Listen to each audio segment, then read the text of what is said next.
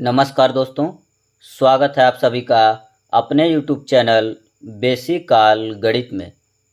मेरे प्यारे बच्चों, जिन अभ्यर्थियों को क्लास 10 की बोर्ड परीक्षा 2025 में देनी है, उनके लिए यह वीडियो बहुत ही महत्वपूर्ण होने वाली है। आज हम शुरुआत करने वाले हैं गणित विषय में बहुत ही महत्वपूर्ण टॉपिक, जिसका नाम है त्रिकोणमिति। बोर्ड परीक्षा में इस टॉपिक से 12 नंबर के प्रश्न पूछे जाते हैं, जो अन्य सभी विषयों से अधिक होते हैं। तो अगर आप भी इस टॉपिक से बोर्ड परीक्षा में पूरे 12 के 12 नंबर पाना चाहते हैं, तो वीडियो को स्किप मत कीजिएगा।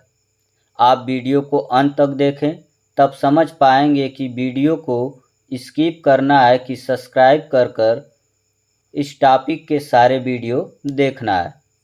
एक बात और मेरे प्यारे बच्चों, अगर आप त्रिकोणमिति बिल्कुल नहीं पढ़े हैं या आपको यह समझ में नहीं आता है, तो आप सभी घबराइए मत। इस टॉपिक को हम 0 से एडवांस लेवल तक पढ़ाने वाले हैं, जिसमें आप सभी को बेसिक चीज़ें भी बताई जाएगी, ताकि आपको इस टॉपिक को समझने में कोई दिक्कत ना आए। तो चलिए शुरुआत करते हैं और बात करते हैं त्रिकोणमिति की, जिसमें आज हम जानेंगे त्रिकोणमिति का परिचय। मेरे प्यारे बच्चों, त्रिकोणमिति का शब्दार्थ होता है त्रिभुजों की भुजाओं को नापना।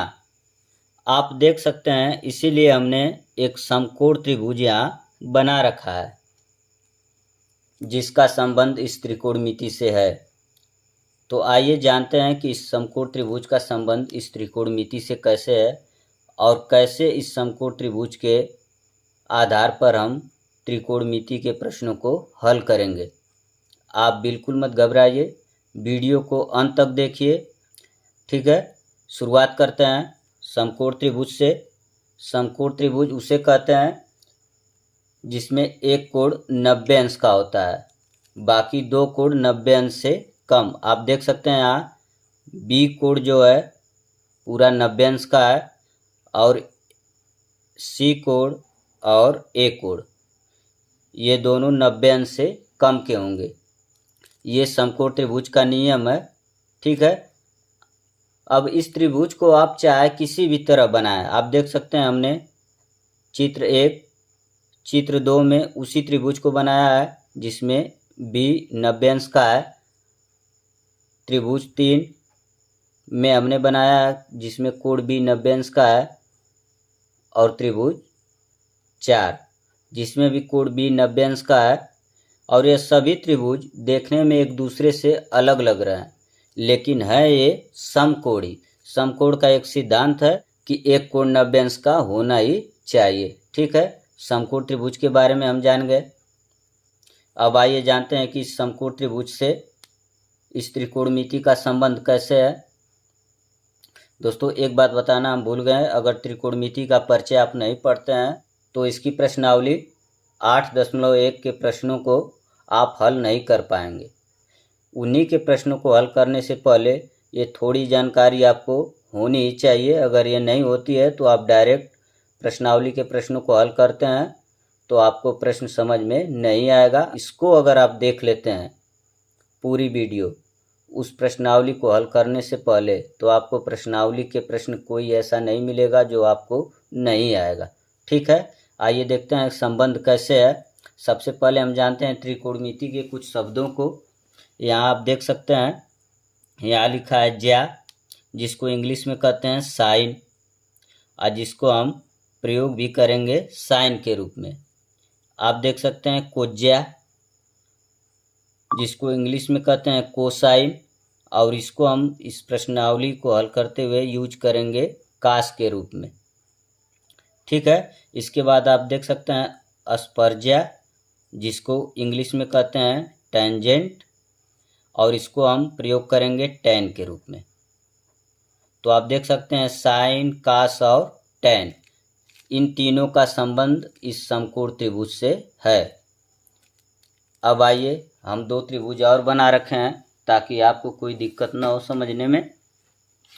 आप देख सकते हैं यहाँ हमने बताया है कि समकोण में एक कोण 90 अंश का होता है, जो यहाँ पे कोण भी 90 अंश का है। अब एक बात यहाँ महत्वपूर्ण है कि इस समकोण के सामने, समकोण का मतलब 90 अंशी होता है, इस समकोण के सामने आप देख सकते हैं यहाँ जो भी भुजा आएगी उसको कहते हैं कर्ण।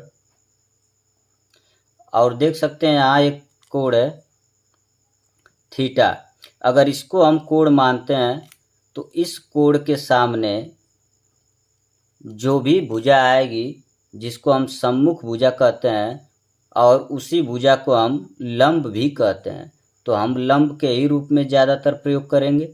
ठीक है दोस्तों, इसके बाद अब जो भुजा बचती है उसको हम आसन्न भुजा या आधार कहते हैं, तो हम आधार के रूप में ही उसको प्रयोग करेंगे।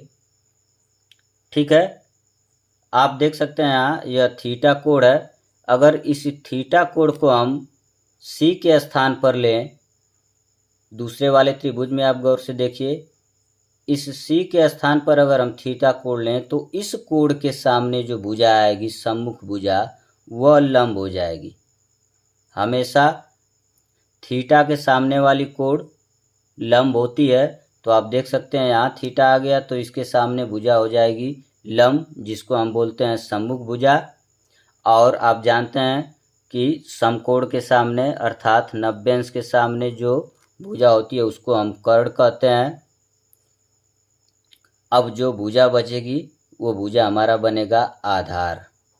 आप देख सकते हैं यहाँ ये 3 चीज़ें आपको ध्यान रखनी है। अब इसी भुजा के आधार पे हमारा त्रिकोणमिति से संबंध बनता है, और किस किस से बनता है? साइन से, कास से और टैन से। तो आइए हम संबंध को जानते हैं। आप देख सकते हैं यहाँ लंब बटा कर्ण के अनुपात को साइन थीटा कहते हैं, अर्थात आप कह सकते हैं कि साइन थीटा बराबर लंब बटा कर्ण होता है।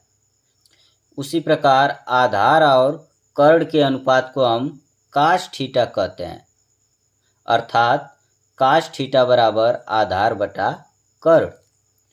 इसी प्रकार लंब और आधार के अनुपात को हम टैन थीटा कहते हैं, अर्थात हम कह सकते हैं कि टैन थीटा बराबर लंब बटा आधार। और यही ये 3 संबंध बनते हैं, और इस प्रकार से साइन थीटा, काश थीटा और टैन थीटा का संबंध इस समकोण त्रिभुज से बनता है।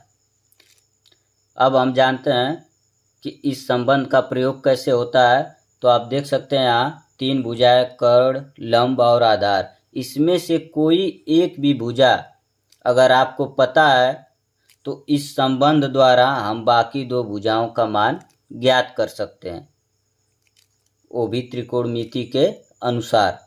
ठीक है, कुछ संबंध और है उसको भी जानना जरूरी है, उसको भी देख लेते हैं। अगला संबंध है साइन थीटा, काश थीटा और टैन थीटा। इन तीनों के बीच एक संबंध बनता है, इस संबंध को आपको याद रखना है।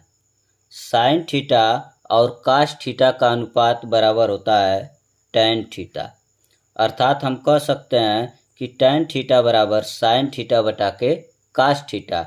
अगर अनुपात के रूप में आपको नहीं याद है तो इसको हम सूत्र के रूप में याद करेंगे।